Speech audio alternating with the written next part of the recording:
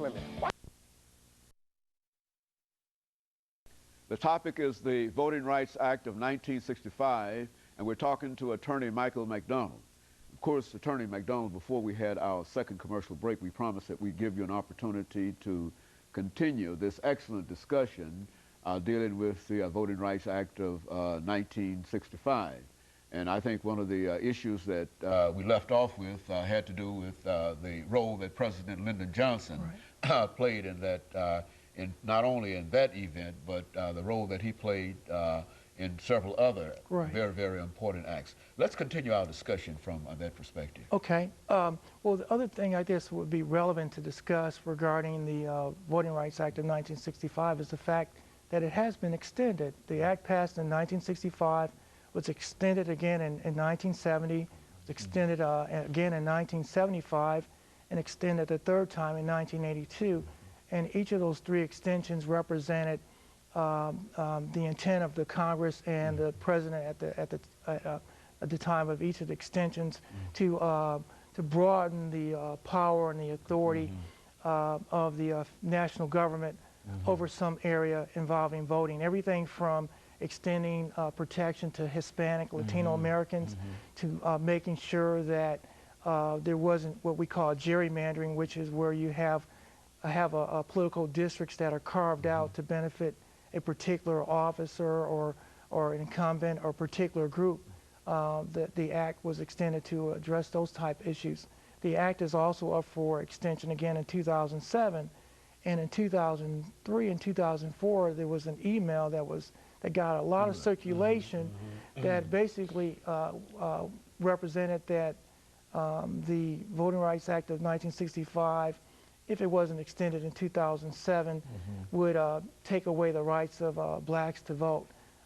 That is not true. Speak to that, because I think that is one of the real issues that we hear addressed during this, when you talk about the extension. Speak to that. Sure. Again, the email and the information as far as the act not being, if it's not extended, would abridge the rights of Negroes to vote is not correct. First of all, the Congress has been consistent in terms of its commitment to extending the act. It's been a bipartisan commitment over 40, 45, 50 years. Second, even if the act were not extended, the rights that blacks have to vote is protected through the Constitution, through the 15th Amendment. 15th Amendment.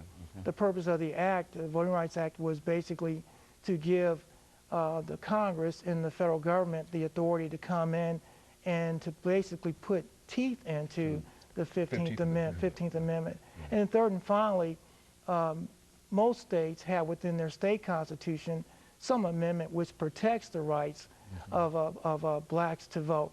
So even if there were changes made at the congressional level, blacks, along with other Americans who have dual citizenship as national citizens of the federal government, and then the second citizenship within the state that they reside, would still have protection. So I think it's important for us to make sure that people understand that even if the act is not extended, the rights of blacks would still be protected by the 15th Amendment. You know, one of the real issues dealing with the suffrage here in the state of Tennessee, since we're dealing with the Voting Rights Act of 1965, has to do with the state having taken the right to vote from convicted felons.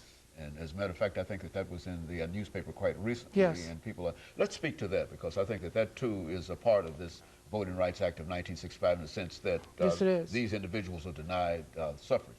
Talk about that. Well, first of all, as I mentioned, most state constitutions address voting, and under the 10th Amendment under the federal constitution basically says that all rights that are not given to the national government are reserved to the states. Well, one of the rights that's reserved to the states is voting. And so states have, to some degree, the right to regulate and decide who can, in fact, vote. Most states do have prohibitions, or have, not prohibitions, but basically restrictions against individuals who have been convicted of certain felonies. And as we know, black males are overrepresented in terms of convictions for misdemeanors and more serious felonies. They make up somewhere between 65 and 68% of the adult male prison population in state prisons and also federal prisons. And so the impact that these laws have on African American males is disparate, it's disproportionate when compared to the impact that it might have on other groups. There are several different organizations, the NAACP, the ACLU, several organizations, and some moderately conservative organizations who are taking a much closer look at this and saying, what relationship does conviction of a felony have to someone's right to vote if they've already served their time, and the fact that they've gone through the judicial process. The judicial process has already rendered a penalty for them. Is this not a form of double jeopardy? Double jeopardy, where you're saying the person is being punished again. So there, for example, in the state of Alabama, I know that there was a project where they focused in on trying to restore the rights of those African American males who have been released from incarceration, either through the probation process or some other process, and helping these individuals to go through the process of having their rights restored. In Tennessee, we had a system where, depending upon the nature of the offense that you were convicted of, and when you committed it, you could be restricted from voting. And now, the way the law is written, that it pretty much covers just about any felony. And so hopefully the legislature will take a much closer look at this. But this is not something unique to Tennessee, something that exists in all 50 states. Well, and so this is, and even though we're talking about the Voting Rights Act of 1965, we're essentially saying that this is one of those areas that is as significant now as the discrimination against other groups at an earlier period, and it's something that simply limits our democracy. Would that be? I think that's a fair and accurate assessment. And again, the issue that's raised by many legal scholars is this idea of a type of double jeopardy. And I think there's some merit to that argument. And maybe it will get to the point where there will be a test case brought before the Supreme Court, and the Supreme Court will be able to deal with that as an entire issue, not have to deal with the state by state. State by state, which is what was avoided through the Brown decision. And what happened basically when we looked at the literacy test and poll taxes and grandfather clauses and white primaries, the Supreme Court, different Supreme Courts, the same United States Supreme Court, but different courts in different periods of time in history, from 1870 through 1964, went on record as saying those four different procedures clearly were unconstitutional and violated the due process rights of blacks. You know, we've got about a minute and a half, Attorney McDonald, but before we end the show for today, let's have you to make some statements to perhaps some of the younger people of our generation who might not understand the significance and why their vote is important. Speak to that issue, why they ought to vote, register and vote.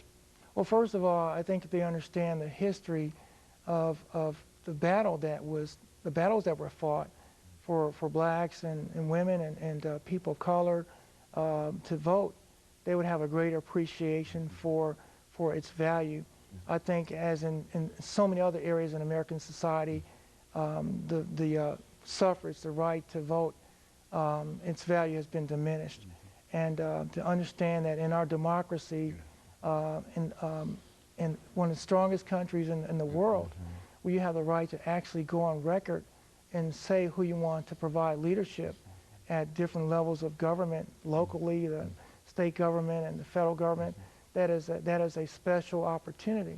And the fact that we are able to vote and decide who's going to represent us, decisions that impact us.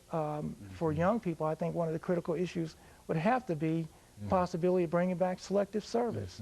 And the idea that you have the right to actually speak to that and decide who's going to represent you in Congress, represent you in the United States Senate, and ultimately the presidency. And also helping them understand that all politics is local, and the things that happen locally that have a direct impact on them on a day-to-day basis. Very good. And of course, Attorney McDonald, let me thank you over the last 8 or 10 minutes that we have here for bringing us that excellent information today dealing with the Voting Rights Act of 1965. And let me encourage our audience to tune in again next week for another informative edition of Comments. Thank you and good morning.